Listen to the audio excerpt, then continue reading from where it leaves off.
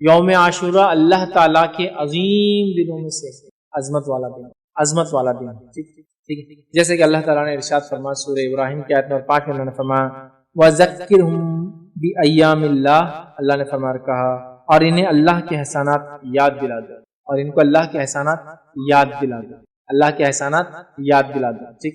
اور ایسا کب ہوا؟ یہ احسان ہم کیسے یاد کر سکتے ہیں؟ یہ عظیم دنوں میں سے اللہ تعالیٰ نے اس دن موسیٰ علیہ السلام کی قوم کو فرعون سے نجات دی، کیونکہ 10 جو محرم ہے، جو یہودی اس دن روزہ رکھتے تھے، جن کی مخالفت میں اللہ کے رسول صلی اللہ علیہ وسلم نے روزہ رکھا، وہ کیوں رکھتے تھے؟ کیونکہ اس دن اللہ تعالیٰ نے بنی اسرائیل کو، ہم سے پہلے مسلمانوں کو، ہم سے پہلے انبیاء کو ماننے والوں میں سے ایک نبی کو، برگزیدہ اولو العزم نبی کو ماننے والے ایک قوم جو موسیٰ علیہ السلام کی قوم تھی، ان کو اللہ نے آزادی دی تھی، وہ ہم سے پہلے ایمان لانے والوں کو آزادی دی تھی، اور اس فرعون کو اور اس کے لشکر کو ہلاک کیا تھا، گویا ایول کو، برائی کو اللہ تعالیٰ نے ختم کیا تھا اس دن، تو لہٰذا اس اعتبار سے یہ ایک عظیم دن ہے، اور اللہ کی جو ہے احسانات یاد دلاتا ہے یہ دن۔ یہود اس دن مدینہ کے اندر کیا کرتے تھے؟ اس دن روزہ رکھتے تھے اور عید مناتے تھے، اور ان کی عورتیں زیورات وغیرہ پہنے، وہ لوگ پہلے سے کرتے تھے، ان کی عورتیں زیورات وغیرہ پہنتی تیار ہوتی تھی، ٹھیک ہے۔ تو بہرحال ایک عظیم دن ہے، تو اس نعمت کے شکر میں موسیٰ علیہ السلام نے اس دن روزہ رکھا تھا، اور اسی نعمت کے شکر میں بنی اسرائیل اور نبی کریم صلی اللہ علیہ وسلم کے زمانے کے یہود روزہ رکھتے تھے، یاد رکھیے، اور اسی نعمت کے شکر میں جو موسیٰ علیہ السلام نے ادا کیا تھا 10 کو، ایک عظیم دن تھا جو کہ نبی اکرم صلی اللہ علیہ وسلم نے روزہ رکھا تو وہ سنت ہو گیا، اور اصحاب کو کہا روزہ رکھو، تو لہٰذا ہمارے لیے مستحب ہوگا کہ ہم بھی اس دن روزہ رکھیں، گویا ہم بھی پچھلے لوگوں کی خوشی میں شامل ہو رہے ہیں، گویا یہ موسیٰ علیہ السلام ان کی قوم کے لیے، بنی اسرائیل کے لیے انڈیپینڈنس ڈے تھا، فرعون سے نجات کا دن تھا، آزادی کا دن تھا، جس نے غاصبانہ طور سے، غلط اور ظالمانہ طور سے ان پہ قبضہ کر رکھا تھا اور ان کو غلام بنا دیا تھا اپنی زمین پہ، سمجھا؟ تو گویا یہ دن اللہ کے شکر کا دن ہے، ایک عظمت والا دن ہے۔ اسی طرح جو ہے ابن عباس رضی اللہ عنہ فرماتے اور کہتے ہیں رسول اللہ صلی اللہ علیہ وسلم جب مدینہ تشریف لائے تو یہودیوں کو عاشورے کے دن روزہ رکھتے ہوئے پایا، تو آپ نے ان سے فرمایا یہ کیسا دن ہے، یہ کیسا دن ہے جس میں روزے سے ہو، مطلب یہودیوں سے پوچھا تم روزے سے ہو، کیسا دن ہے؟ تو ان لوگوں نے کہا یہ ایک عظیم دن ہے، اسی دن اللہ نے موسیٰ اور ان کی قوم کو نجات دیا تھا اور فرعون اور اس کی قوم کو غرق کر دیا تھا، اور ایک روایت میں یہ ہے کہ ایسا دن ہے جس میں اللہ نے موسیٰ اور بنی اسرائیل کو فرعون پر غلبہ عطا فرمایا تھا، چنانچہ موسیٰ علیہ السلام نے بطور شکرانے کہ اس دن روزہ رکھا، لہٰذا ہم بھی روزہ رکھتے ہیں اس دن، یہودیوں نے کہا، ٹھیک ہے۔ تو رسول اللہ صلی اللہ علیہ وسلم فرمایا ہم تمہارے بنسبت موسیٰ علیہ السلام سے زیادہ قریب اور ہم مستحق ہے کہ ہم بھی روزہ رکھیں، ہم تو موسیٰ علیہ السلام سے تم سے بھی زیادہ قریب ہے، کیونکہ تم نے تو دوسرا دین اختیار کر لیا، ہم تو اسی دین پر ہے جو موسیٰ علیہ السلام لائے تھے۔ تو جب یہودیوں نے کہا کہ ہم اس موسیٰ نے چونکہ اس خوشی میں روزہ رکھا تھا، ہم بھی اس خوشی میں شکرانے میں روزہ رکھتے ہیں، تو اللہ کے رسول نے فرمایا ہم زیادہ مستحق ہے کہ موسیٰ کی اس خوشی میں شامل ہو اور شکر ادا کریں، لہٰذا آپ نے کہا موسیٰ علیہ السلام کے زیادہ قریب وہ مستحق ہے، چنانچہ اللہ کے رسول صلی اللہ علیہ وسلم نے اس دن کا روزہ رکھا اور صحابہ کرام کو بھی اس دن کا روزہ رکھنے کا حکم دیا، تو گویا ہم بھی پچھلے لوگوں کی خوشیوں میں شامل ہو رہے ہیں جو ہم سے پہلے ایمان والے تھے، اس عظیم دن اللہ رب العزت نے ان کو آزادی دی تھی، یاد رکھیں۔ اسی طرح عاشورہ ہمیں اس بات کی یاد دہانی کرتا ہے کہ مسلمانوں کے درمیان آپسی گہرا تعلق ہے، چاہے ہم زمین زمانے کے اعتبار سے دور ہو، آپسی گہرا تعلق ہے، عاشورہ یہ ہم کو پیغام دیتا ہے، چاہے زمین اور زمانے کے اعتبار سے ہم بہت دور ہو سکتا کوئی مسلمان آج کسی اور ملک میں ہو، لیکن اگر تکلیف میں ہو تو ہمیں اس کا احساس ہونا چاہیے، اور زمانے کے اعتبار سے بھی اگر ہم سے دور ہو، جیسا موسیٰ علیہ السلام کی خوشی ہوئی ہم بھی اس خوشی میں شامل ہوئے، اگر ہم سے پہلے کے لوگوں کو کسی کو تکلیف پہنچی تھی تو ہم بھی ان کے دکھ میں آج شامل ہیں، ہم کو تکلیف ہوتی ہے اس واقعے کو سن کے، اصحاب اخدود ہے نا، ہزاروں کی تعداد میں آگ میں جلا دیا، ہم اس میں شامل ہیں۔ عیسیٰ علیہ السلام کو ماننے والوں کو ہزاروں کی تعداد میں بھوکے شیروں کے سامنے ڈال دیا جاتا تھا، آپ کو معلوم ہے رومی حکومت، بزنطینی حکومت بننے سے پہلے، مطلب رومن امپائر جب تک عیسائیت قبول نہیں کیا تھا تو انہوں نے ہزاروں ہزار عیسائیوں کو جو عیسیٰ علیہ السلام پر ایمان لائے تھے تو بھوکے شیروں کے سامنے ڈال دیا، وہ تکلیف میں ہم بھی شامل ہیں، چاہے وہ آج یہود اور نصارہ ہو، لیکن جب وہ ایمان لائے تھے اپنے نبی پہ تو ہم ان کی تکلیفوں میں شامل۔ تو زمانے کے اعتبار سے ہم آگے پیچھے ہو یا علاقے کے اعتبار سے ہم آگے پیچھے ہو، ہم ایک دوسرے کی تکلیف اور خوشیوں میں ساتھ ہے. یہ بات کہ ہم کو اس سے میسج ملتا ہے. یاد رکھیے کہ زمین اور زمانے کے بدلنے سے کوئی فرق نہیں ہوتا. ہم مسلمان آپس میں ایک دوسرے سے گہرا تعلق رکھتے. یہ میسج وہی تھا. اور کیوں نہ ہو, اللہ رب العزت نے قرآن میں یہ بات کہی, والمؤمنون والمؤمنات بعضهم اولیاء بعض. مومن مرد اور مومن عورتیں آپس میں دوست ہیں, اولیاء ہیں, ایک دوسرے کے مددگار ہے. سورۃ توبہ کی آیت نمبر 71 ہے یہ, ایک دوسرے کے مددگار ہے, دوست مومن مرد اور مومن عورتیں. تو یہ بھی پیغام ہم کو ملتا ہے. اسی طرح 10 کو جب موسیٰ علیہ السلام اپنی قوم کو لے کر نکلے اور سامنے سمندر تھا بڑا, بنی اسرائیل موسیٰ علیہ السلام کے ساتھ تھی, فرعونی پیچھے سے ان کا لشکر آ کر موسیٰ علیہ السلام کو گھیر لیا. سورہ شورا میں اللہ رب العزت نے اس واقعے کو نقل کیا آیت 61 اور 62 کے اندر, اور اللہ نے فرمایا انا لمدرکون. اور جب بنی اسرائیل نے کہا یقیناً اب ہم پکڑے گئے, اب پیچھے سے آگے انہوں نے ادراک کر لیا ہمارا, اب تو ہم گھیر لیں گے, پکڑ لیں گے ہم کو. موسیٰ علیہ السلام نے فرمایا کہا کلا ان معی ربی سیہدین, ہرگز نہیں, یقین مانو میرا رب جو ہے میرے ساتھ ہے, جو ضرور مجھے راہ دکھائے. اور کیا ہوا, اللہ نے حکم دیا اضرب بعصاک البحر, مار اپنے لاٹھی کو اس پانی میں, اور سمندر 2 حصوں میں تبدیل ہو گیا. موسیٰ علیہ السلام بنی اسرائیل اس سے نکل گئے, فرعونی بھی پیچھے چلے. ان کے نکلنے کے بعد سمندر پیچ اپ ہو گیا, مل گیا, اور وہ سب غرق. یہ تھا ہوا. اس کے بعد موسیٰ علیہ السلام نے شکر ادا کیا اللہ, اور روزہ رکھا. یاد رکھا. اور یاد رکھیے اس دن کی تعظیم اتنی زیادہ تھی کہ تاریخی روایتوں میں ملتا ہے کہ دور جہالت میں بھی 4 مہینے محترم مشرکین مکہ مانتے تھے. مشرکین مکہ بھی اس روز روزہ رکھتے تھے 10, اور اسی دن کعبے کا غلاف بھی بدلتے تھے. عاشورے کعبے کا غلاف یاد رکھیے نبی اکرم صلی اللہ علیہ وسلم نے بدلا, اور اس کے بعد وہ سلسلہ اور معاملہ چلتا ہی رہا. تو مشرکین مکہ دور جہالت میں اس دن روزہ رکھتے تھے کیونکہ اس دن کی عظمت کے اعتبار سے, اور وہ لوگ اس دن کعبے کا غلاف تبدیل کیا کرتے. تو گویا مشرکین مکہ کے پاس بھی اس کی عظمت تھی. اور اسی طرح مائی عائشہ کی جو روایت ہے اس سے پتہ چلتا یہود و نصارہ کے پاس بھی اس کی عظمت اور تعظیم تھی. میں سمجھتا ہوں پورا واقعہ میں نے آپ کے سامنے رکھ دیا. پھر بھی بہت مختصر سا اس کو ایک بار پھر دہراتا ہوں. میں عائشہ کی روایت وہ فرماتی اور کہتی ہے زمانہ جاہلیت میں قریش عاشورے کے دن کا روزہ رکھتے تھے. خود رسول اللہ صلی اللہ علیہ وسلم نے بھی ہجرت سے پہلے اس دن کا روزہ رکھا, ہجرت سے روزہ رکھا. جب آپ صلی اللہ علیہ وسلم ہجرت کر کے مدینہ منورہ تشریف لائے, خود بھی اس دن کا روزہ رکھتے تھے اور دوسروں کو بھی اس دن کا روزہ رکھنے کا حکم دیتے تھے. لیکن جب ماہ رمضان کے روزے فرض کر دیے گئے تو آپ نے عاشورے کے دن کا روزہ رکھنے کا اہتمام ترک کر دیا اور فرمایا جو چاہے اس دن کا روزہ رکھے, جو چاہے اس کو چھوڑ دے. صحیح مسلم. اور دوسری روایت جو صحیح مسلم کی اس میں الفاظ اس طرح سے ابو موسیٰ اشعری رضی اللہ عنہ فرماتے اور کہتے ہیں یہود یوم عاشورے کو شکرانے کا روزہ رکھتے تھے. اس دن مسرت کا اظہار کرتے تھے, عید مناتے تھے, اپنی عورتوں کو زیورات اور سامان پہناتے تھے زینت کا, اور سامان پہن کر وہ مزین ہوتی, اپنے آپ کو سجاتی اور سنوارتی. یہود بھی روزہ رکھتے, مشرکین بھی روزہ رکھتے, اور اس دن کی حرمت ان کے پاس بھی. تو عاشورہ ہمیں کیا میسج دیتا ہے؟ عاشورہ ہمیں میسج دیتا ہے کہ یہ ایک بڑا تعظیم کا دن ہے, اللہ کی عظمت والا دن ہے. یاد رکھیں اس میں ہمیں روزہ رکھنا چاہیے شکرانے میں کہ اللہ نے ہم سے پہلے مسلمانوں کو نجات دی تھی, ہے نا. دوسرا, اللہ تعالیٰ نے دشمنوں کو مسلمانوں کے ہلاک کیا تھا اس دن. اور تیسرا ہمیں ملتا ہے کہ اس کارنامے کو ہم یاد کرتے ہیں اس دن عاشورے کے دن, اور روزہ رکھتے ہیں اس کے شکرانے میں. یاد رکھیے تو لہٰذا عاشورہ ہمارے لیے ایک میسج دیتا ہے, مسلمانوں کو ایک پیغام دیتا ہے. یہ پورا مہینہ بہرحال اپنے آپ میں بڑا اہمیت کا حامل ہے.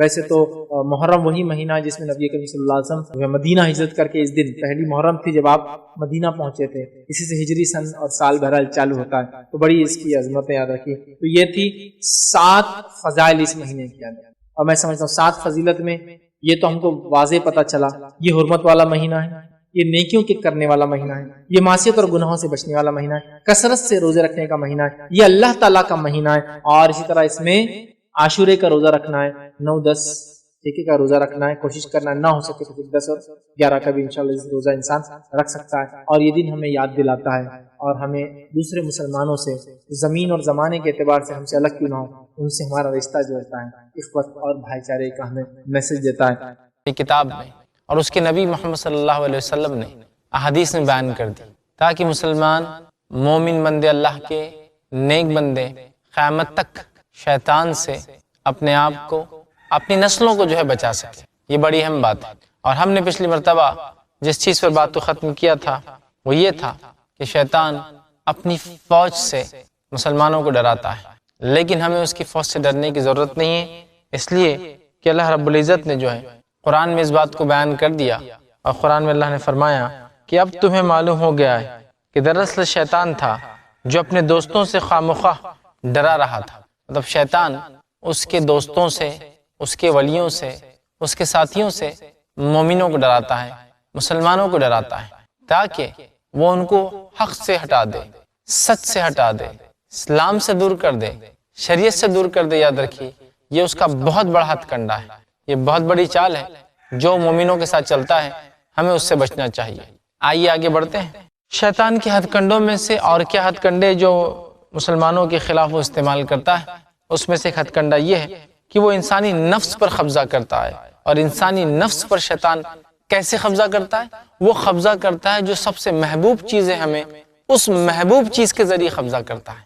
مثال کے طور پر اگر انسان مال کو محبوب رکھتا ہے تو وہ اگر مال کی محبت شریعت کے مطابق نہیں کرتا تو شیطان اس محبت کو، اس محبوب چیز کے ذریعے اس پہ قبضہ کر لیتا ہے۔ اگر انسان چیزوں سے، دنیا میں جو رشتہ داریاں، دوست احباب دیے گئے، ان پہ اگر شریعت کے مطابق ان سے دوستی نہ رکھے، محبت نہ کرے، شیطان اس محبت کے ذریعے اس کے نفس پہ قابو کر لیتا ہے۔ شیطان جس چیز سے انسان محبت کرتا ہے اس چیز کو استعمال کرتا ہے انسانی نفس پہ قابو پانے کے لیے۔ اور یاد رکھیے یہ اس کا بہت بڑا ہتھ کنڈا ہے جس کے ذریعے وہ انسانوں کو گمراہی کی طرف لے جاتا ہے اور جنت کے راستے سے ہٹا کر جہنم کے راستے پہ لے جاتا ہے۔ تو یہ سمجھنے کی ضرورت ہے کہ انسان کسی بھی چیز سے اتنی محبت کرے جتنی شریعت نے بتائی ہے۔ اگر وہ اس سے زیادہ دنیا میں رہ کر دنیا کی چیزوں سے محبت کرنے لگے گا، شیطان اس کو ٹریپ کر لے گا اس کے نفس پر، اس محبت کے ذریعے، چونکہ وہ محبت شریعت کے مطابق نہیں ہے، ٹریپ کر لے گا، پکڑ لے گا اور گمراہی کے راستے پہ لے کر چلا جائیں گا۔ اللہ رب العزت سورہ اعراف میں فرماتا اور کہتا ہے هذه شجرتی الا ان تکون ملکین او تکون من الخالدین۔ شیطان نے آدم علیہ السلام کو کس طرح سے جو ہے اپنے ہتھ کنڈے میں، اپنے شکنجے میں لیا اور کیسے بہکایا، اس کی ایک مثال اللہ نے دی اور کہا جو اس درخت سے روکا ہے۔ اللہ تعالیٰ نے جو درخت شجر ممنوع، ایک درخت جس سے آدم علیہ السلام کو روکا تھا نہ جانے کے لیے، تو شیطان نے آ کر کہا اللہ نے جس درخت سے تمہیں روکا ہے اس کی اور کچھ وجہ نہیں ہے بلکہ یہ کہ اگر تم اس کے پاس جاؤ، اس کا پھل کھا لو تو تم فرشتے بن جاؤ گے۔ اور پھر شیطان نے کہا یا پھر تمہیں ہمیشہ کی زندگی ملیں گی۔ تو اللہ نے جس درخت کے پاس جانے سے آدم علیہ السلام اور حوا علیہ السلام کو روکا تھا، شیطان نے کہا ارے یہ درخت سے اس لیے روکا گیا کہ اگر اس درخت کا تم پھل کھا لو تو تم فرشتے بن جاؤ گے اور ہمیشہ زندہ رہو گے۔ اب کون سا ایسا انسان ہے جو فرشتوں جیسی زندگی نہیں گزارنا چاہتا؟ کون سا ایسا انسان ہے جو ہمیشہ زندہ نہیں رہنا چاہتا؟ شیطان نے اس چیز کو جو آدم علیہ السلام کو محبوب تھی اس کے ذریعے سے ان کو جو ہے بہکایا اور جو ہے وسوسے ڈالے، اور وہ اپنے اس چال میں کامیاب بھی رہا۔ تو ہم دیکھتے ہیں نفس جو ہے، شیطان نفس پر قبضہ کرتا ہے اور اس کا طریقہ ہے جس چیز سے انسان محبت کرتا ہے اس محبت کو وہ، جس کو ہم کہیں گے عام زبان ایکسپلائٹ کرتا ہے، حد سے زیادہ بڑھا دیتا ہے اور اس کے بعد اس کے نفس پر جا کر قبضہ کر لیتا ہے۔ لوگ دنیا میں آج ہم دیکھتے ہیں اتنی دنیا سے محبت کریں، شیطان آ کے نفس پر قبضہ کر لے رہا ہے۔ نتیجتاً ہم دنیا میں رہ رہے ہیں، قرآن کو پڑھ رہے ہیں، محمد صلی اللہ علیہ وسلم کو نبی مان رہے ہیں، اللہ کو رب مان رہے ہیں، سب کچھ کر رہے ہیں، لیکن اس کے بعد زندگیاں ویسی نہیں گزار رہے جیسا کہ گزارنے کا حق ہے۔ آئیے ناظرین آگے بڑھتے ہیں اور دیکھتے ہیں شیطان کے ہتھ کنڈوں میں اور کیا چالیں ہیں اور کیا ہتھ کنڈے جو استعمال کرتا ہے تاکہ ہم اپنی نفوس، اپنے آپ کو بچائے رکھیں۔ اس میں سے ایک چیز ہے شکوک اور شبہات کا ڈالنا۔ شیطان یہ بہت زبردست چال چلتا ہے مسلمان اور مومنوں کے ساتھ کہ ان کو شکوک اور شبہات، ڈاؤٹس میں ڈال دیتا ہے، شک میں ڈال دیتا ہے اور ڈاؤٹس کریٹ کر کے وہ جو ہے انسان کو صراط مستقیم سے ہٹا دیتا ہے۔ نبی اکرم صلی اللہ علیہ وسلم فرماتے ہیں، صحیح بخاری اور صحیح مسلم کی متفق علیہ روایت ہے، آپ صلی اللہ علیہ وسلم نے فرمایا کہا تم میں سے بعض آدمیوں کے پاس شیطان آتا ہے، مطلب ہم میں سے بعض لوگوں کے پاس شیطان آتا ہے اور آ کر جو ہے وہ کہتا ہے کہ فلاں چیز کو کس نے پیدا کیا، مطلب اس کے دماغ میں پوچھتا ہے کس نے پیدا کیا۔ جب اس کا جواب ملتا ہے تو پھر فلاں چیز کو کس نے پیدا کیا، مطلب اس کو کس نے پیدا کیا۔ ایسا کرتے کرتے آخر میں وہ کہتا ہے تیرے رب کو کس نے پیدا کیا، اللہ کو کس نے پیدا کیا۔ جب یہ بات یہاں تک پہنچ جاتی ہے تو آدمی اللہ کی جو ہے پناہ مانگنا چاہیے اور وہیں رک جانا چاہیے۔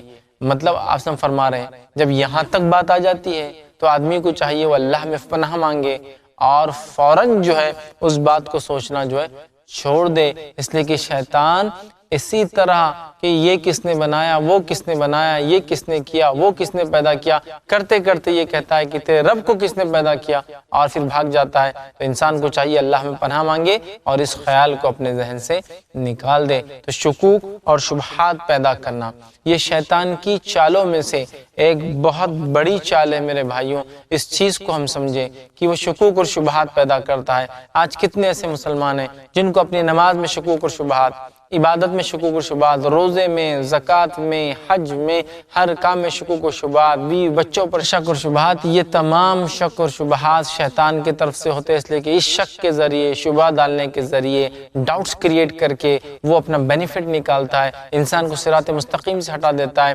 نیک اعمال سے ہٹا دیتا ہے، نماز اور روزوں سے روک دیتا ہے۔ جب ایک انسان وضو کرنے میں شک کرتا ہے، وضو جب مکمل نہیں ہوگا اور اس کو شک رہیں گا تو اس کی دوسری دیگر عبادتیں جو ہے ظاہر سی بات ہے صحیح نہیں ہوں گی۔ یاد رکھیے اس چیز کو سمجھنے کی ضرورت ہے۔ تو شیطان کی ایک چال ہے شکوک اور شبہات ڈالنا۔ ہمیں چاہیے کہ ہم شکوک اور شبہات سے جو ہے اپنے نفس کو جو ہے بچائے۔ یاد رکھیے یہ بڑی اہم چیز ہے، یاد رکھیے۔ آئیے آگے بڑھتے ہیں اور جو ہے چند باتیں دیکھتے ہیں وہ کیا ٹریپس ہے، وہ کیا چالیں ہیں جو شیطان ہمارے جو ہے خلاف چلتا ہے، جس سے ہمیں پھانستا ہے۔ اس میں ایک چیز ہے جو اس کی چالوں میں بڑی چال ہے، وہ یہ ہے کہ شراب، جوا اور بت پرستی اور فال۔ یاد رکھیے شراب، جوا، بت پرستی اور فال، اس کے ذریعے جو ہے شیطان انسان میں شکوک اور شبہات ڈالتا ہے۔ یاد رکھیے۔ آئیے اللہ رب العزت قرآن میں دیکھیے کیا فرماتا ہے۔ اللہ سبحانہ تعالیٰ قرآن میں فرماتا ہے اور کہتا ہے سورہ مائدہ سورہ نمبر 5 آیت نمبر 90 میں اللہ نے فرمایا انما الخمر شراب والمیسر، اور جوا والانصاب، اور جو ہے بت پرستی، اور اللہ نے کہا والازلام، اور تیر یعنی تیروں کو تقسیم کرنا، فال کھولنا، یہ تمام کے تمام اعمال اللہ فرماتا ہے جو ہے رجس من عمل الشیطان، یہ تمام کے تمام شیطانی عمل ہے۔ فاجتنبوہ لعلکم تفلحون، ان سے اپنے آپ کو بچاؤ تاکہ تم فلاح پاؤ۔ تو یاد رکھیے شیطان کے حربوں میں سے جو حربے ہے اس میں سے ایک یہ ہے کہ وہ شراب کی طرف جو ہے مائل کر دیتا ہے، اسی طرح جو ہے جوا اور بت پرستی کی طرف انسان کو مائل کر دیتا ہے، اسی طرح جو ہے فال نکالنے لگاتا ہے جس سے انسان بہت ساری برائیوں میں جاتا ہے۔ اور میں سمجھتا ہوں اس چال میں تو شیطان کی کتنے لوگ پھنسے ہوئے، آج کتنے لوگ، یاد رکھیے آپ کیا بتاؤں میں آپ کو، کتنے لوگ کہ اللہ فرماتا ہے شراب، آج شراب جو ام الخبائث ہے، برائی کی جڑ اور ماں ہے، آج شیطان نے کتنا عام کر دیا۔ جب ایک انسان نشے میں لگ جاتا ہے تو اس لت، اس عادت کو پورا کرنے کے لیے وہ اپنا حلال مال لٹاتا ہے، اور کتنی برائیاں سے سماج میں پھیلتی ہے، نسلیں کی نسلیں تباہ ہو جاتی ہیں، لوگ حق سے اور ہدایت سے ہٹ جاتے ہیں۔ جب انسان ہوش میں نہیں ہوگا تو کیا حق اور کیا ہدایت اور کیا تمیز، کیا ادب اور کیا اخلاق، سب چیزیں ضائع ہو جاتی ہے۔ یاد رکھیے اسی طرح جوا، آج ہم دیکھتے ہیں لوگ حلال روزی کماتے ہیں اور اس کو حرام طریقے سے جوا وغیرہ میں گنواتے ہیں۔ کتنے گھر، کتنے خاندان، کتنے نکاح، شادیاں، کتنی اولادیں، کتنے بچے سے برباد ہوتے ہیں جو صرف جوے کی وجہ سے، جوے کی عادت کی وجہ سے ہم دیکھتے ہوتے ہیں۔ شراب جس کی وجہ سے کتنے خون خرابے اور فتنے ہوتے ہیں، جوا جس کی وجہ سے کتنا حلال مال ضائع ہوتا ہے۔ شیطان کے حربوں میں سے ایک حربہ ہے کہ وہ اللہ کی عبادت کو چھوڑ کر لوگوں کی، بندوں کی اور دیگر چیزوں کی عبادت میں انسان کو لگا دیتا ہے۔ اور فال نکالنا جو ہم دیکھتے ہیں، بڑا مشہور معروف طریقہ آپ کے زمانے میں تھا، تیروں سے جو فال نکالتے، فال نکالنا یاد رکھیے یہ اسلامک پوائنٹ آف ویو سے بالکل درست نہیں ہے، اس سے ہمیں بچنا چاہیے، ورنہ اگر ان اعمال میں پھنس گئے تو یہ چاروں کے چاروں شیطانی عمل ہے۔ ایک ہی آدمی اللہ نے اس کو بیان کیا فَاجْتَنِبُوهُ لَعَلَّكُمْ تُفْلِحُونَ، اس سے بچو اگر تم آخرت میں کامیابی پانا چاہتے ہو تو اللہ فرماتا ہے۔ آئیے ناظرین آگے بڑھتے ہیں، کچھ اور باتیں جو شیطان کے ہتھ کنڈوں میں سے جس کے ذریعے وہ ہمیں پکڑنا چاہتا ہے، ہمارے خلاف چال چلتا ہے، اس میں سے آئیے ایک اور چیز ہے، وہ ہے جادوگری۔ ہمارا عنوان بھی یہی تھا، جن اور جادو کی حقیقت۔ ہم نے جنوں کی حقیقت دیکھی، پھر شیطان کے بارے میں دیکھا، شیطان چونکہ ابلیس پہلا جن تھا، اس نے قسم کھائی ہے کہ وہ جو انسانیت کو جہنم میں لے جائیں گا، تو ہم اس کے تعلق سے تفصیلات دیکھ رہے تھے، اس کی چال بازیاں، اس کی طاقتیں، ان کی کمزوریاں ہم نے دیکھی، اس کے بعد شیطان کس طرح سے جو چالیں چلتا ہے ہم وہ دیکھ رہے ہیں۔ اس میں جادوگری ایک بہت بڑی چال ہے شیطان کی۔ جادوگری کے ذریعے شیطان جو ہے انسانوں کو جو ہے تکلیف پہنچاتا ہے، اپنے شکنجے میں لیتا ہے، شرک اور کفر کی طرف لے جاتا ہے، ان سے حرام کاریاں کراتا ہے، ان سے جو ہے جادو کے ذریعے ان کے حلال مال کو ضائع کرتا ہے، جادو کے ذریعے ان کی عزت، آبرو اور جو ہے اسی طرح بہت سارے نقصان پہنچاتا ہے۔ نبی اکرم صلی اللہ علیہ وسلم نے فرمایا 7 ہلاک کر دینے والے گناہوں سے بچو، اس میں سے آپ نے ایک گناہ گنوایا جادوگری۔ تو ہم دیکھتے ہیں جادوگری ایک بہت بڑا گناہ ہے، یاد رکھیے، لیکن یہ بہت عام چلن ہے اس کا۔ ہم اس کی جو ہے تفصیلات دیکھیں گے اور اس کے اقسام بھی انشاءاللہ بعد میں، ابھی تو ہم جو ہے شیطان کے حربے لے رہے ہیں، اس کے بعد اس کے اقسام بھی ہم لیں گے انشاءاللہ بعد میں کہ جادوگری کی کیا اقسام ہے۔ تو بہرحال جادوگری یہ بہت بڑا ذریعہ ہے جس کے ذریعے شیطان انسانوں کو ٹریپ میں ڈالتا ہے، چال چلتا ہے اور شکنجے میں لیتا ہے، ان کو گرفت میں لیتا ہے اور ان کو پھنسا لیتا ہے۔ یاد رکھیے یہ بات میں پچھلے بھی بہت سارے سوالات میں واضح کر چکا ہوں، وہ یہ ہے کہ ہر چیز جن اور جادو سے نہیں ہوتی، تقدیر بھی ہوتی ہے۔ اللہ انسانوں کو آزماتا ہے اور جو انسان صبر کرے اس کو اس کا بہترین بدلہ بھی ملتا ہے، لیکن بہت ساری بار یہ ہوتا ہے کہ ہمیں کچھ بھی تکلیف ہوتی ہے ہم سمجھتے ہیں جادو کا اس میں اثر ہے، لیکن ایسا ہو بھی سکتا ہے کہ انسان کو تکلیف ہو اور اس میں جادو کا دخل ہو، لیکن ہر بار ضروری نہیں کہ ایسا ہو، لیکن امکانات ہے ایسا ہو بھی سکتا ہے، اس لیے کہ اللہ نے جنوں کو یہ صلاحیت دے رکھی ہے کہ وہ بیماریوں کو پھیلاتے ہیں، آگے بڑھاتے ہیں، ٹرانسفر کرتے ہیں، جیسے کہ تعاون کے بارے میں جو ہے حدیث کے اندر آتا ہے کہ شیطان کی طرف سے اس میں مرنے والا شہید کہلائیں گا اس امت سے، لہٰذا وہ کر سکتے ہیں۔ تو اگر آپ کو لگتا ہے بیماری ہے، پہلے ڈاکٹر کو بتائیے، علاج کروائیے، تشخیص اس کو جو ہے ڈیٹیکٹ کروائیے، اگر علاج وغیرہ سب نارمل ہوتا ہے، ٹیسٹ وغیرہ بتاتے ہیں کہ ایسا کچھ بھی نہیں ہے جو فزیکل ڈیسیز یا ڈیز آرڈر یا کوئی تکلیف معلوم ہو، لیکن پھر بھی صحت خراب ہوتی جا رہی ہے، دن بدن بیماری مرض بڑھتا جا رہا ہے، تو پھر ہمیں ضروری ہے کہ آپ جو ہے دیگر چیزیں بھی کریں، جس میں قرآنی علاج آپ کریں اور قرآنی علاج کے ذریعے جو ہے اللہ تعالیٰ سے آپ دعا بھی کریں علاج کے ساتھ ساتھ، اور اس کے لیے سورہ فلق کی جو ہے تلاوت، سورہ ناس کا پڑھنا، آیت الکرسی کا پڑھنا، سورۃ البقرہ کا گھر میں پڑھا جانا، جس سے شیطان گھر میں نہیں آئیں گے، چونکہ جادو کا اثر شیاطین کی وجہ سے ہوتا ہے۔ جب شیطان گھر میں نہیں آئیں گے انشاءاللہ تو جادو کا اثر کمزور ہوتا چلا جائے گا، جادو کا اثر کمزور ہوتا چلا جائے گا۔ اگر صحت اسی کی وجہ سے خراب ہے تو صحت بھی درست ہو جائیں گی، تو آپ علاج بھی کروائیے دواخانے سے، میڈیکل ٹریٹمنٹ بھی کروائیے، اور ساتھ میں یہ تمام جو علاج کے طریقے، سورہ فلق کا پڑھنا، سورہ ناس کا پڑھنا، معوذتین کا پڑھنا، یہ بھی ہوں گا۔ اور انشاءاللہ عزیز میں جادو کا جب عنوان آئیں گا اس میں جادو سے بچنے کی ترکیب بھی رکھوں گا، وہ ایپیسوڈز کو آپ ضرور دیکھیے، اس میں بہت تفصیل میں، چونکہ سوال جواب کے سیشن میں میں مکمل تفصیلات نہیں رکھ سکتا ہوں، بتفصیل میں جاؤں گا اور اس کو بتاؤں گا۔ نبی اکرم صلی اللہ علیہ وسلم نے فرمایا جب کسی کے جسم میں تکلیف ہو، وہ اس تکلیف پہ اپنا سیدھا ہاتھ رکھ کے 3 بار بسم اللہ کے، اللہ کے نام سے پڑھے، تکلیف دور ہوتی ہے۔ سورہ فلق اور سورہ ناس، نبی اکرم صلی اللہ علیہ وسلم بیمار تھے، شدید آپ کو بخار تھا، آپ سورہ فلق اور سورہ ناس پڑھ کے اپنے نفس پہ دم کرتے۔ جب آپ میں وہ طاقت نہ رہی، آپ نے اپنی جو ہے بیوی حضرت عائشہ رضی اللہ عنہا سے کہا تم پڑھو، عائشہ رضی اللہ عنہا پڑھتی، دم کرتی اور اللہ کے رسول صلی اللہ علیہ وسلم کے جسم مبارک پر اپنا ہاتھ پھیرتی، تو یہ ثابت ہے۔ تو آپ بھی سورہ فلق پڑھیے، سورہ ناس پڑھیے، سورہ فاتحہ پڑھ کے دم کیجیے، آیت الکرسی پڑھیے، سورہ بقرہ اپنے گھر میں پڑھیے، یہ وہ چیزیں ہیں انشاءاللہ عزیز جو آپ کے لیے شفا کا ذریعہ جو ہے بن سکتی ہے۔ آئیے ناظرین آگے بڑھتے ہیں، کچھ اور سوالات ہمارے پاس موجود ہیں، جس میں سے ایک سوال کسی نے پوچھا ہے کہ کسی کے جسم میں جن آئے تو اس کی کیا علامتیں ہوتی ہیں؟ سوال یہ ہے کہ کسی کے اگر جسم میں جن آئے تو اس کی کیا علامتیں ہوتی ہیں؟ تو یاد رکھیے جب کسی کے جسم میں فزیکلی جن آ جاتا ہے تو اس کی چند علامتوں میں سے ایک علامت یہ ہے کہ اس کی آواز بھاری ہو جاتی ہے، وہ کبھی کبھار اپنی آنکھوں کی پتلیوں کو پھیر لیتا ہے، مطلب بلیک جو ہوتا ہے حصہ آنکھ کا وہ نہیں دکھ کے وائٹنس زیادہ دکھتی ہے، یا پھر وہ بے ہوش ہو جاتا ہے جن کے حاضر ہونے سے، یا پھر وہ عجیب و غریب حرکتیں کرنے لگتا ہے، آواز کی تبدیلی ہو جاتی ہے، جیسا کہ عورت کی آواز بھی مردوں جیسی ہو جاتی ہے، مرد کی آواز اور تیز ہو جاتی ہے، اور مختلف بہت سارے سمٹمز ہیں۔ یہ ممکن نہیں ہوگا اس لیے کہ یہ فرد انسان اس کی شخصیت سے بھی اس کا بہت سارا تعلق ہے، لیکن یہ وہ چند علامتیں ہیں کہ جن جب فزیکلی کسی میں انٹر ہوتا ہے تو اس سے پتہ چلتا ہے۔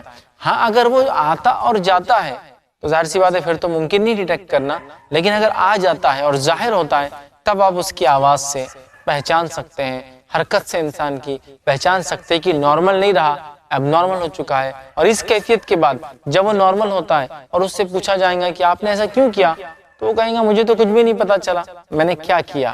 ٹھیک ہے، تو بہرحال یہ ڈیپینڈ ہے انسان پر، اس کی شخصیت پر اور اس کے حالات پر بھی، لیکن یہ چند ظاہری علامتیں ہیں جو پتہ چلتی ہیں۔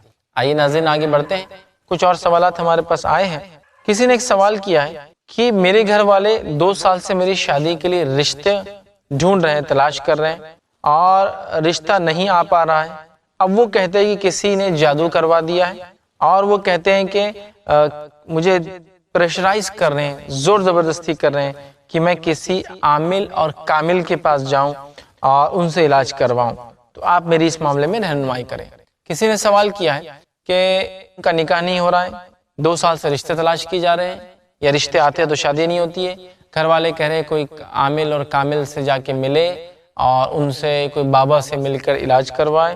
وہ کہتی ہے کہ میں ایسا نہیں کرنا چاہ رہی ہوں، اور وہ کچھ تعویذ وغیرہ مجھے اس میں دیتے ہیں، میں وہ نہیں پہننا چاہ رہی ہوں، میں کیا کروں؟ تو دیکھیے سب سے پہلی چیز تو یہ کہ اللہ تعالیٰ سے سب سے پہلے والدین دعا کرے، کہ تو اتنے سارے سوالات جو ایپیسوڈز میں میرے سامنے آئے ہیں اکثر یہ تھے بچیوں کی شادی نہیں ہو رہی، بچیوں کی شادی نہیں ہو رہی، بچیوں کی شادی نہیں ہو رہی۔ لیکن آپ یہ بھی دیکھیے کہ بچیوں کی شادیوں کا ہمیشہ تعلق جادو سے نہیں ہے، اس لیے کہ آج کے ماحول میں ہم نے شادیوں کو اتنا مہنگا اور مشکل کر دیا ہے، جس کی وجہ سے بچیوں کی شادی ہونا مشکل ہوتی ہے، کیونکہ جہیز کی لعنت ہے۔ ٹھیک ہے، اس کے بعد لڑکوں کی تعداد لڑکیوں کے مقابلے میں جو ہے کم ہے، تو بہت سارے مسائل ہیں یاد رکھیے، جس کی وجہ سے تمام چیزیں ہو رہی ہیں، تو اس کو سمجھنے کی ضرورت ہے۔ والدین سب سے پہلے تو صبر کرے، اللہ تعالیٰ سے دعا کرے اور صحیح طریقے سے رشتوں کو تلاش کرے۔ ہر بار رشتہ نہیں آنا یا نہیں ہونے کا معنی یہ نہیں ہوتا کہ اس پہ جادو ہی ہے، ایسا کبھی کبھار ہو بھی سکتا ہے، لیکن ہر بار یہی نہیں ہوتا۔ ہر بار یہ دیکھا جاتا ہے کچھ بھی کام نہ ہو جادو ہے، نوکری نہیں مل رہی جادو ہے، بزنس نہیں چل رہا جادو ہے، شادی نہیں ہو رہی جادو ہے، رشتہ نہیں آ رہا جادو ہے، آ رہے تو قبول نہیں کر رہے جادو ہے۔ میں کہتا ہوں کہ تقدیر بھی تو کوئی چیز ہوتی ہے نا، ہر چیز کو جادو پر ڈالنا درست نہیں ہے، لیکن جینوین کیس ہو سکتا ہے کہ جادو کے ذریعے کوئی کسی کا رشتہ نہ ہونے دے، لیکن ہر دوسرا آدمی یہ بول رہا ہے میرے بچی پہ جادو کر دیے، رشتہ نہیں ہو رہا، کچھ تو بھی کرنی ہے، کچھ تو بھی یہ ہے، تو اس کو سمجھنے کی ضرورت ہے۔ ٹھیک ہے، اب یہ بھی ہوتا ہے کہ بہت ساری بار لوگ آتے ہیں اور یا لوگ ایسا سوال کرتے ہیں کہ بھائی مجھ پر جادو ہو گیا ہے۔ اگر ان سے پوچھا جائے کیسے پتا چلا آپ پر جادو ہو گیا ہے، تو ان کا جواب کیا ہوتا ہے آپ کو پتا ہے؟ جواب ہوتا ہے کہ ہمارے رشتہ داروں نے کہا ہم پہ کچھ ہے۔ اچھا، انہوں نے کیسے کہا آپ پر کچھ ہے؟ انہوں نے اس لیے کہا کہ ہمارا رشتہ نہیں ہو رہا ہے۔ دیکھیے عجیب بات ہے، اگر کوئی آدمی کہے مجھے بخار ہے اور کوئی پوچھے کیسے معلوم ہوا، تو وہ کیا کہیں گا؟ وہ بتائیں گا کہ آنکھ گرم ہو رہا ہے، یہ بخار کی علامت ہے، جسم دکھ رہا ہے، بخار کی علامت ہے۔ کیا یہ بولیں گا نہیں انہوں نے بولے بخار ہے، انہوں نے بولے بخار ہے، علامتیں بھی تو ہے۔ تو ہمارے معاشرے میں اکثر یہ دیکھا جاتا ہے کہ لوگ جادو کے تعلق سے دوسرے ان کو بولتے جادو ہے، جس کے نتیجے میں وہ یہ سمجھنے لگتے ہیں کہ ہاں ان پر جادو ہے، جس کے نتیجے میں ہوتا یہ کہ وہ سوچنے لگتے ہیں کہ جادو ہے، ہوتا کچھ نہیں ہے۔ اس کا ایک ایگزامپل دے کے سمجھاتا ہوں۔ ایگزامپل اس طرح سے ہے کہ سمجھ لیجئے آپ میرے گھر آنے والے ہیں اور میں نے ایک پلان بنا لیا۔ پلان کیا ہے؟ جب آپ میرے گھر میں انٹر ہوں گے تو میں یہ پلان کر رہا ہوں کہ میں یہ کہوں گا کہ آپ کے سر پر کچھ کچرا ہے۔ میں نے گھر والوں کو بتا دیا، سب یہی بولیں گے سر پہ کچرا ہے۔ جب آپ گھر میں آتے ایک شخص ملتا بولتا ہے آپ کے سر پہ کچرا ہے، دوسرا شخص مل کے کہتا آپ کے سر پہ کچرا ہے، تیسرا کہتا آپ کے سر پہ کچرا ہے، چوتھے سے جب آپ ملنے جاتے ہیں تو اس کے بغیر بولتے ہاں میرے سر پہ کچرا ہے، چونکہ سب نے بولا۔ سمجھ رہے آپ؟ سائیکولوجیکلی ہم سب نے آپ کو کہا کچرا ہے کچرا ہے کچرا ہے، اور آپ نے ٹینشن لے لیا ہاں میرے آنکھ پہ کچرا ہے کچرا ہے اور کچرا ہے۔ سمجھ رہے آپ بات کو؟ تو ایسا بھی ہوتا ہے بہت ساری بار، حقیقت میں کوئی جادو نہیں ہے، کچھ بھی نہیں ہے، لیکن یہ ہماری سوچ ہے، یاد رکھیے، جس کی وجہ سے یہ ہو جاتا ہے، لوگوں کے بولنے کی وجہ سے۔ رشتہ نہیں ہونا بچی کا، دیکھو اتنے دن سے نہیں ہونا، کچھ تو بھی ہے۔ دوسری کوئی عورت آ رہی، رشتہ نہیں ہونا بچی کا، دیکھو ہاں کچھ تو بھی ہے، رشتہ نہیں ہونا بچی کا، کچھ تو بھی ہے۔ 4-5 عورتوں کے بعد وہ گھر کی عورتیں خود بولتی ہاں ہمارے بچی بھی کچھ ہے، رشتہ نہیں ہو رہا ہے۔ تو بہت ساری بار اس کی ریالٹی کچھ نہیں ہے، حقیقتیں کچھ نہیں ہے، بس یہ سوچ ہے ہم نے جو ڈیولپ کر لی ہے، بنا لی ہے، اس سوچ سے نکلنے کی ضرورت ہے۔ لیکن ہاں جنرلی ایسا ہو سکتا ہے، کسی کے ساتھ ایسا ہو تو وہ سورہ فلق، سورہ ناس پڑھے، سورہ بقرہ کی گھر میں تلاوت کرے۔ تعویذ اس کا علاج نہیں ہے، تعویذ اس کا علاج نہیں ہے۔ نبی اکرم صلی اللہ علیہ وسلم نے اور صحابہ نے کبھی بھی تعویذ نہیں دیا، یاد رکھیے، اس کے علاج کی شکل میں۔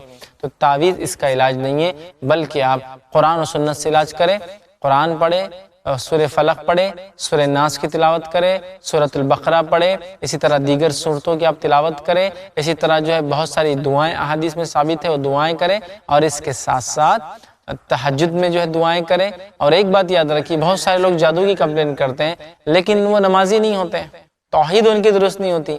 توحید کو بھی اپنے درست کریں، نمازیں قائم کریں، تہجد میں بھی اٹھیں، تہجد میں دعا کریں۔ ویسے والدین کی دعا اللہ تعالیٰ اولاد کے حق میں قبول کرتا ہے، والدین اس کے لیے دعا کرے، کثرت سے دعا کرے اپنی بچیوں کے لیے، انشاءاللہ عزیز اللہ تعالیٰ رشتہ بھیج دیں گا۔ اور جو رشتے آ کر جا رہے ہیں، مایوس مت ہوئیے، ہو سکتا اللہ نے آپ کے لیے اس کو بہتر نہ سمجھا ہو، پہلے ہی ٹال دیا ہو آپ سے، کتنی بڑی بات ہے، کتنی اچھی بات ہے نا۔